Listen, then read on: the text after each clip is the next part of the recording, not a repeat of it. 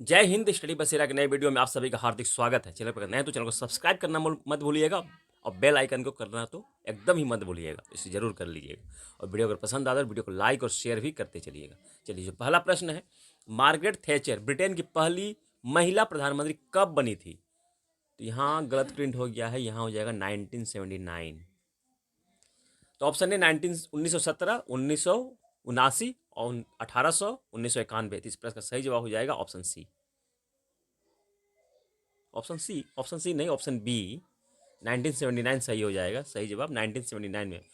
1979 में ब्रिटेन की पहली महिला प्रधानमंत्री कौन थी? तो मार्गरेट थ्रेचर थी। चलिए नेक्स्ट क्वेश्चन देखते हैं।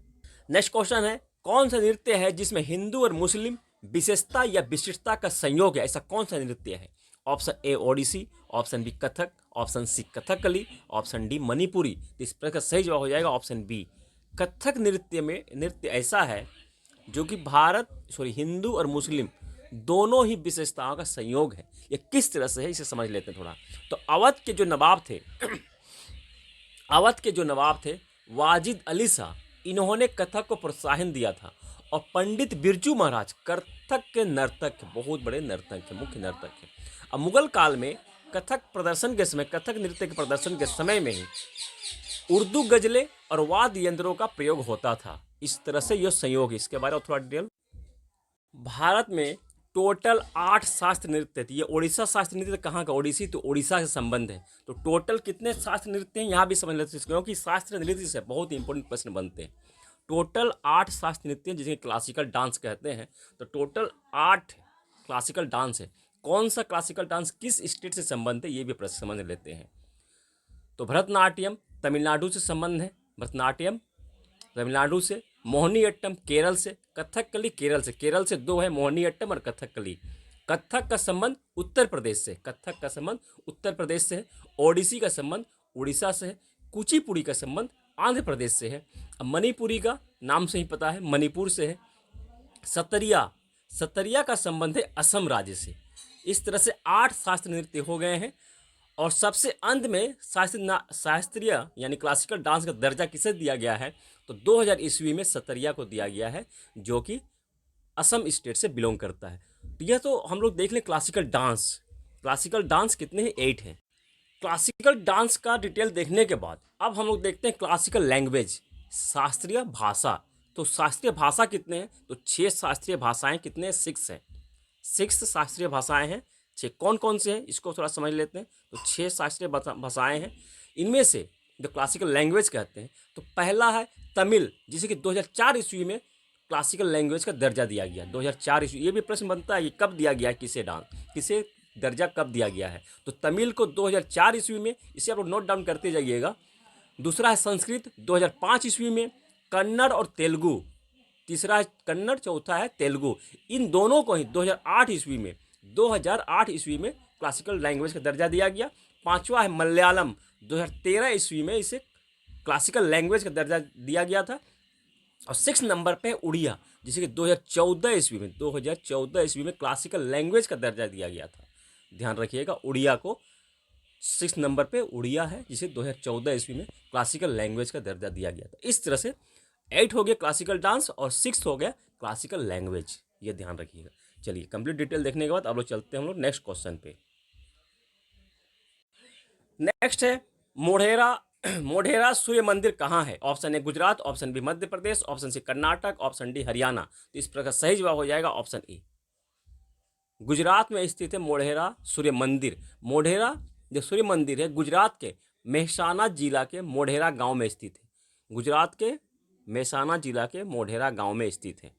मोढेरा जो आप लोग देख रहे हैं यहाँ, ये जो है उसका गांव का नाम है। ये मोढेरा जो है ये गांव का नाम है, इसीलिए उसके नाम पर ही मोढेरा सूर्य मंदिर है। इसका निर्माण कब हुआ था, यह प्रश्न बन सकता है। किस वंश के शासनकाल में हुआ था? किस राजा के शासनकाल में हुआ था? यहाँ से प्रश्न बहुत सारे बन सकते हैं। तो मोढेरा सूर्य मंदिर का निर्माण जो है चालुक्य वंश के राजा भीम प्रथम के शासनकाल में हुआ था। चालुक्य वंश, और राजा कौन था? तो भीम प्रथम।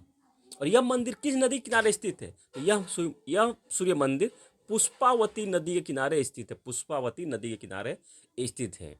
यह इंपॉर्टेंट प्रश्न क्यों बन रहा है कि अभी यह सूर्य मंदिर में ही, यहाँ गुजरात के सूर्य मंदिर में सूर्य नमस्कार करने की जो क्रिया हुई है, Guinness book of world record में इसका दर्ज हुआ है। बहुत ही एक साथ बहुत ही लोगों द्वारा सूर्य नमस्कार किया गया है, सूर्य आसन किया गया है, तो गिनीज वर्ल्ड ऑफ रिकॉर्ड में शामिल हुआ है इस मंदिर के पास, इसलिए इंपॉर्टेंट बन सकता है। चलिए नेक्स्ट क्वेश्चन देखते हैं। नेक्स्ट क्वेश्चन, पालक में कौन सा अम्ल पाया जाता है?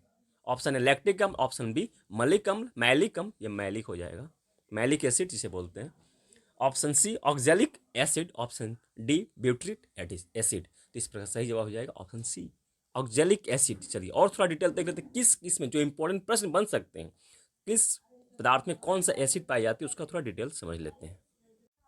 चलिए समझते हैं। पहले हम लोग देख लिया पालक में ऑक्जेलिक एसिड पाया जाता है। अंडे में कौन सा एसिड पाया जाता है? तो एमिनो एसिड। नोट डाउन करते चलिएगा सारे को, सारे डिटेल में बता रहा हूँ। तो अंडे में एमिनो एसिड पाया जाता है।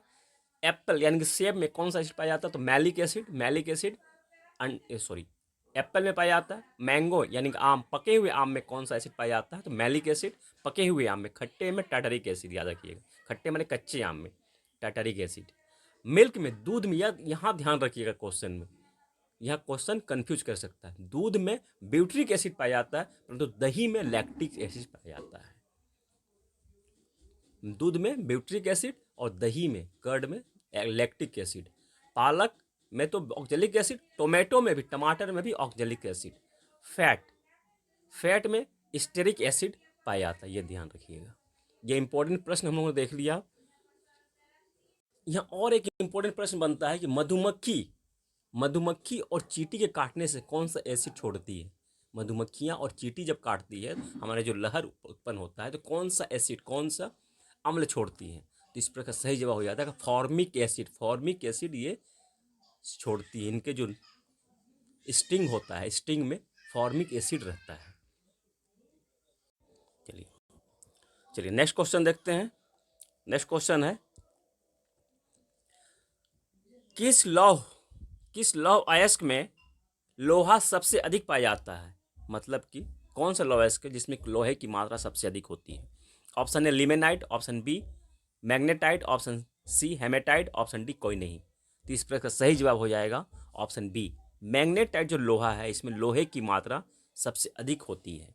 इससे अगर लोहा निकाल जाती है इस अयस्क के जिस ओर से, आयरन ओर से, तो इससे लोहे की मात्रा ज़्यादा प्राप्त होगी। भारत में कौन सा लौह अयस्क, कौन सा आयरन और सबसे ज़्यादा पाया जाता है भारत में? तो भारत में सबसे ज़्यादा पाया जाता है हेमेटाइट सबसे ज़्यादा पाया जाता है भारत में। और हेमेटाइट का फॉर्मूला क्या है? तो Fe2O3 ये इसका फॉर्मूला है हेमेटाइट का। और मैग्नेटाइट का क्या है? तो Fe3O4 इसका मैग्नेटाइट का गंदा हो गया है, Fe3O4 है ये मैग्नेटाइट का। ये फॉर्मूला भी कभी कभी पूछ सकता है। तो मैग्नेटाइट का हो गया Fe3O4 और हेमेटाइट का हो गया Fe2O3। हेमेटाइट भारत में सबसे ज़्यादा पाया जाने वाला लौह अयस्क है, और मैग्नेटाइट लौह अयस्क से सबसे ज़्यादा लोहा निकलता है। सबसे ज़्यादा लोहे की मात्रा मैग्नेटाइट लौह अयस्क में पाई जाती है। कंप्लीट डिटेल हम लोगों ने देखा, एक एक पॉइंट को हम लोग समझने की कोशिश की है। आशा करता हूँ आप लोगों को डिटेल समझ में आया होगा। इसी आशा और उम्मीद के साथ और आप सबकी सफलता की मंगल कामना के साथ मिलते हैं फिर नए वीडियो में। तब तक के लिए जय हिंद, और चैनल को सब्सक्राइब करना मत भूलिएगा। चैनल पर अगर नए हैं शेयर भी करते चलिएगा, वीडियो को लाइक और शेयर भी जरूर कीजिएगा। मिलते हैं फिर नए वीडियो में, तब तक के लिए जय हिंद, स्वस्थ रहें, मस्त रहें, धन्यवाद।